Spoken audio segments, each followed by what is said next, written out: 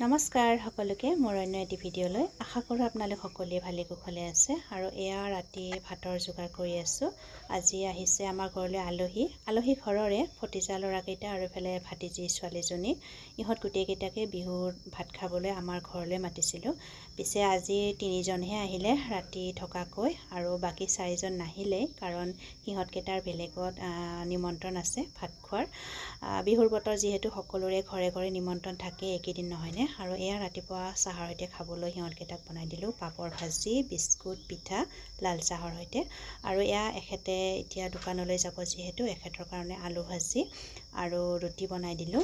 ৰাতিপুৱা সময়খিনি সঁচাকৈ আমাৰ মাইকী মানুহবোৰৰ বৰ দৌৰা দৌৰি লাগে নহয়নে, কাৰণ এইখিনি সময়তে সকলোৱে বাহিৰলৈ ওলাই যায় নিজৰ নিজৰ কামলৈ বুলি। আৰু এয়া সকলোকে খুৱাই বোৱাই নিজে অকণমান বিচনাত ৰেষ্ট লৈছোঁ।